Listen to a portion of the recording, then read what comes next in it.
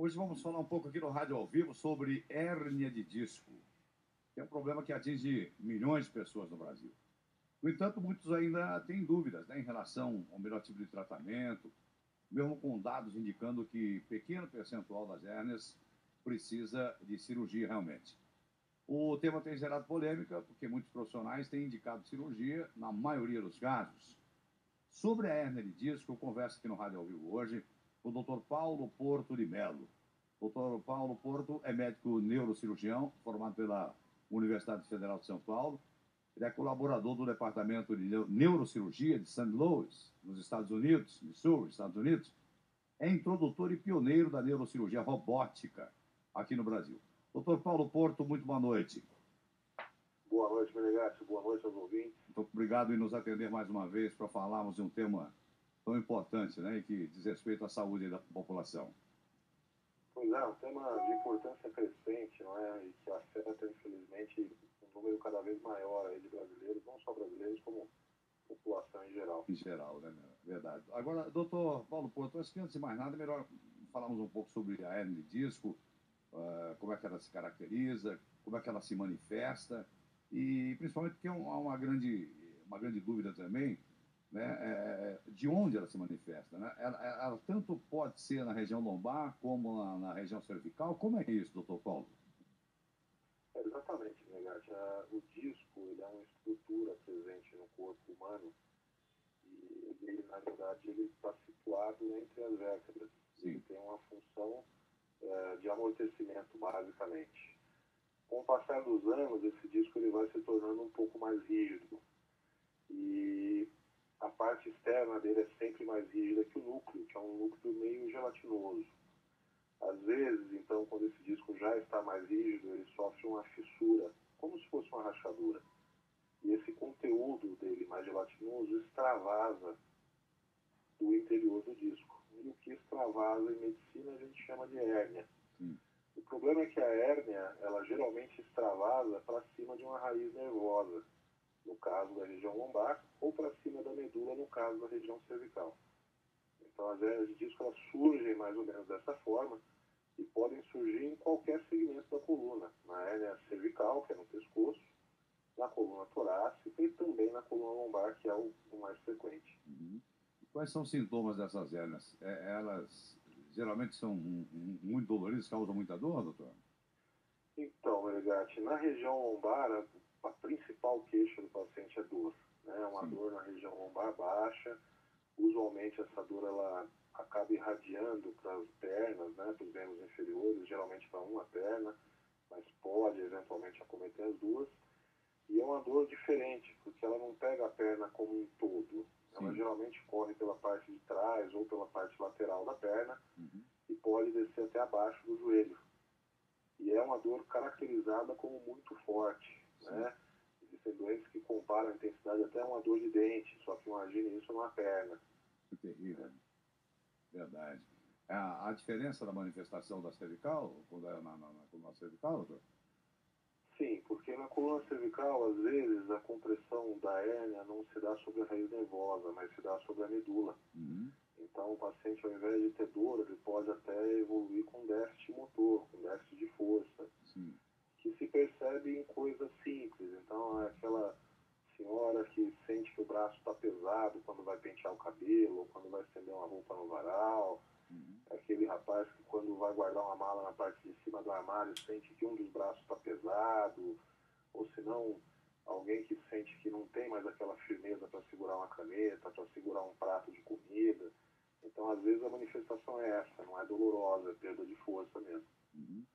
Agora, normalmente, como é que aparece essa hérnia, doutor? Ela tem um grupo mais sujeito, quer dizer, mais vulnerável à hérnia, ou não? Ela pode acometer em qualquer idade? Como é que é o... Olha, Menegatti, de uma forma geral, as hérnias de disco, elas têm uma predisposição genética, não é? Então, você, em tese, tem um risco maior se seu pai teve, se seu avô teve, se seu tio teve. Sim. Agora, além da questão genética, existem os fatores ambientais associados. Sim. Então, existem grupos profissionais que estão sob um risco maior de desenvolver uma doença desse tipo na coluna. em especial o grupo de trabalhadores braçais e especialmente ainda aqueles onde existe um componente vibratório. Entendi. Então, dois exemplos simples, né, para a gente ver que são trabalhadores que não necessariamente trabalham só em construção. Em construção você tem, às vezes, os operadores de britadeira. Aquilo ali é uma coisa que o indivíduo é submetido a grandes forças e, além de tudo, uma vibração muito grande. Então, o risco de desenvolver uma doença na coluna aérea de disco é grande. Para o outro extremo, que o pessoal acha até que é uma atividade profissional de bacana, né, o camarada que é piloto de helicóptero ou mecânico de helicóptero. O helicóptero vibra muito também. Sim. E isso também está associado a uma incidência maior de hernia de disco pelo componente vibratório. Aí, nesses casos aí, seria por trauma, então, doutor? Na verdade, não é nem necessariamente por um grande trauma, teve um acidente, mas é a exposição contínua àquele desequilíbrio de forças, aquela vibração, né? Que na verdade a vibração é uma força maior seguida por uma pausa, depois uma força maior seguida por uma pausa. Então isso aí o corpo ele não tolera muito bem, não. Isso durante um longo período, né? Porque o camarada trabalha lá todo dia, ele tá se sujeitando a esse tipo, né? Exatamente, exatamente. Agora, a hérnia, o tratamento da hérnia de disco, né? Porque normalmente as pessoas têm em mente que o tratamento é sempre cirúrgico. É isso mesmo ou há como corrigir sem cirurgia, às vezes, doutor?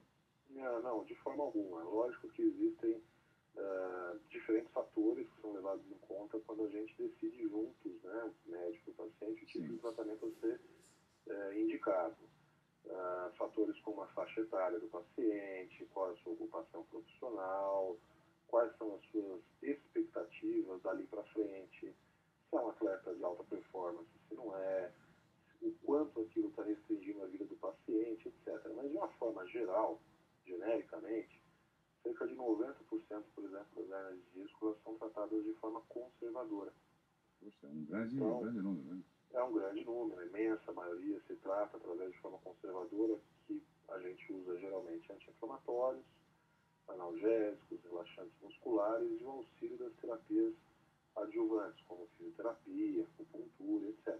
Normalmente o período de tratamento é um período longo. É um período longo. A gente, quando fala de medicina de reabilitação, né, de fisioterapia, acupuntura, é sempre mais longo. A gente pensa em pelo menos 3 a 4 meses de tratamento. Existem critérios, né, da Sociedade Brasileira de Neurocirurgia que indicam que se deve tentar o tratamento conservador ao menos por 6 semanas. Sim. Ou seja, 1 mês e meio. E aí, em não havendo melhora, mesmo com tratamento clínico, aí pode-se considerar a opção cirúrgica, que vai variar imensamente, porque a gente tem um arsenal de técnicas hoje minimamente invasivas. Muito bom. Agora, e quando indicada, quando bem indicada, evidentemente a cirurgia da hérnia tem normalmente êxito, tem quase sempre bem sucedida, como é que é isso? Olha, Menegatti, a gente costuma dizer que 100% de certeza só Deus é quem dá. Verdade. Né? Mas, de uma forma geral, hoje a cirurgia da hérnia de disco já não é mais aquilo que aterrorizava as pessoas no passado. Sim. Hoje existem técnicas minimamente invasivas, onde a gente, na maioria das vezes, opera o paciente em um dia, por exemplo, opera o paciente pela manhã, na hora do almoço ele já está almoçando no quarto, à tarde ele já faz fisioterapia, no dia seguinte de manhã ele está indo para casa. Os resultados têm sido muito bons. Os resultados têm sido excelentes. O resultado cirúrgico ele é sempre uma combinação de fatores. Então precisa haver uma indicação cirúrgica adequada, ou seja, não se indicar a cirurgia para todos os casos, né? Tem que haver critério para isso.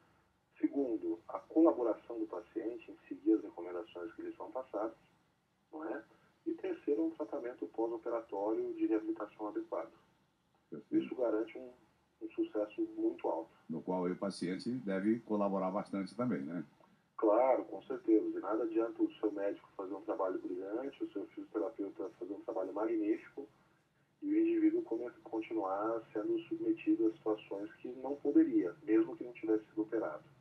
Não é? Verdade. Bom, eu disse a vocês, é um tema importante e tanta gente tem o problema da hérnia de disco, né? E às vezes a pessoa imagina que só a cirurgia resolve e fica, sei lá, preocupada com isso. Na verdade, há como tratar, o doutor Paulo Porto de Mello acaba de explicar que em 90% dos casos, né, por tratamento mais convencional, e em caso de cirurgia, quando bem indicada, o sucesso é quase sempre garantido. Quer dizer, então, é um tema, é importante falar a respeito de temas assim que atingem, que interessam a grande parte da população, justamente por isso. Melhor informada, a pessoa terá sempre condição melhor de procurar o melhor caminho, né? Então, antes de mais nada, consulte seu médico, consulte o especialista, porque não é assim um bicho tão de sete cabeças como parece à primeira vista. Agora, eu queria aproveitar, doutor Paulo Porto, para perguntar para o senhor como é que anda a robótica, a neurocirurgia robótica no Brasil, porque o senhor, afinal de contas, é o introdutor dessa técnica aqui em nosso país, é o pioneiro no Brasil na neurocirurgia robótica, né? Você tem razão. Na verdade, a robótica ela foi desenvolvida no exterior com recursos militares, de uma agência de pesquisa militar, no intuito de mandar um robô e não um médico para frente de batalha. Certo. A certa feita, o governo americano se deu conta que isso poderia, na verdade, aumentar a segurança para qualquer paciente, não só para os militares, porque a precisão do robô ela é imensamente superior à precisão do ser humano. Né? Quando a gente fala num robô hoje cirúrgico, a gente está pensando em uma precisão inferior a 1 milímetro, cerca de 10 micron. Muito bem, o robô hoje ele já é usado aqui em nosso meio na urologia, na cirurgia cardíaca, na ginecologia, etc. E o maior benefício dele é para procedimentos microcirúrgicos. Sim. Então, horas, a urologia tem 1 ou 2 procedimentos que são microcirúrgicos. A ginecologia, a mesma coisa. Na neurocirurgia, 100% dos procedimentos são microcirúrgicos. Então, a neurocirurgia é a especialidade médica que mais se beneficia do auxílio do robô. E aqui cabe a gente esclarecer aos nossos ouvintes que a questão do robô, você não vai ser operado por um robô. O robô, ele simplesmente ele serve para potencializar, ou seja, para aumentar as habilidades do seu cirurgião. Certo. Mas ele não toma nenhum tipo de movimento sem o comando do cirurgião. Então, baseado nessa visão, a gente, no fato do robô trazer uma cirurgia menos agressiva, menos invasiva para o paciente, eu comecei a desenvolver algumas técnicas, já tenho algumas técnicas descritas a respeito disso, inovadoras, do uso do robô em neurocirurgia, e trazer isso aqui para o nosso meio, por que não? Né? E a gente hoje faz algumas pesquisas em conjunto com a Universidade de St. Louis, uma universidade americana, e com a Universidade de Estrasburgo, na França, que é uma universidade com uma tradição de pesquisa muito grande. De lá já saíram 9 prêmios Nobel, por exemplo. Então a gente já trouxe isso para cá. Somos aqui da América Latina o único país onde existe uma aplicação prática, né, um profissional habilitado para aplicar esse tipo de tecnologia em benefício do paciente. É um avanço bastante significativo, né, doutor? E então, acho que o ouvinte entendeu claramente, quer dizer, a robótica, portanto, o robô, portanto, é simplesmente mais um instrumento preciso, né, com o qual pode contar o neurocirurgião, o cirurgião, evidentemente, habilitado a trabalhar com ele, né? Exatamente. O robô ele traz algumas vantagens. Né? Primeiro, eu consigo operar 4 braços robóticos simultaneamente. Sim. Ao passo que um ser humano precisaria dele de mais um para ter a mesma função. Dá para perceber a diferença. E em segundo lugar, o robô ele não treme. O ser humano, por mais controlado que ele seja, algum grau de tremor ele vai ter. Em terceiro lugar, o robô ele tem uma precisão inferior a 1 milímetro. Nenhum humano consegue isso sem esse auxílio. Em quarto lugar, o punho do robô ele gira 360 graus em 7 direções diferentes, em 7 eixos diferentes. Nem o super-homem conseguiria isso. Não dá. Então, com isso, a gente consegue, através da mãozinha do robô, vamos chamar assim, acesso a áreas dentro do crânio, por exemplo, que antes eram inacessíveis. Ou seja, mas está ali o neurocirurgião trabalhando, conduzindo o robô. É ele quem comanda. Né? Na verdade, aquilo é como se fosse um prolongamento aperfeiçoado do braço do seu cirurgião. Fantástico. Né? E que esse prolongamento, vamos dizer assim, vai me permitir acessar áreas que antes eu não conseguiria acessar, ou que para acessar eu teria que fazer um estrago muito grande. Sim. Então a gente hoje consegue acessar áreas inacessíveis anteriormente de uma forma muito menos invasiva. Muito bem. Bom, conversei aqui com o Dr. Paulo Porto de Mello. Dr. Paulo, foi muito bom conversar com o senhor mais uma vez e ter a oportunidade de passar para os ouvintes informações tão importantes. Mas a respeito da própria hérnia de disco ou qualquer outra dúvida que o ouvinte tenha, o senhor indicaria um site aí com informações para leigos aí, que seria um site com conteúdo importante e confiável, doutor? Claro, assim, eu tenho um site educativo, né, justamente voltado para o esclarecimento da nossa população, Isso é porque eu importante. acho que o conhecimento ele é libertador. Sem dúvida. Então, uma vez que a gente conhece o assunto, a gente se livra de medos, de dogmas, aí a coisa vai mais tranquila. Com certeza. Principalmente na área da saúde é fundamental. Exatamente, é ter uma fonte confiável. Uhum. Né? O site, os nossos ouvintes podem acessar através do www.dr, de doutor, né? Então, www.pauloportodemelo.com.br. Então, tome nota aí, gente. www.dr, né? DR de doutor mesmo. DR, pauloportodemelo.com.br. Correto, doutor Paulo? Corretíssimo. Ótimo. Eu agradeço imensamente ao doutor Paulo Porto Melo mais essa participação aqui no Rádio ao Vivo, na Jovem Pan, conversando com os ouvintes de todo o Brasil. E desejo uma ótima noite, viu, doutor Paulo? Eu que agradeço. Uma ótima noite para você aí e aos nossos ouvintes aí.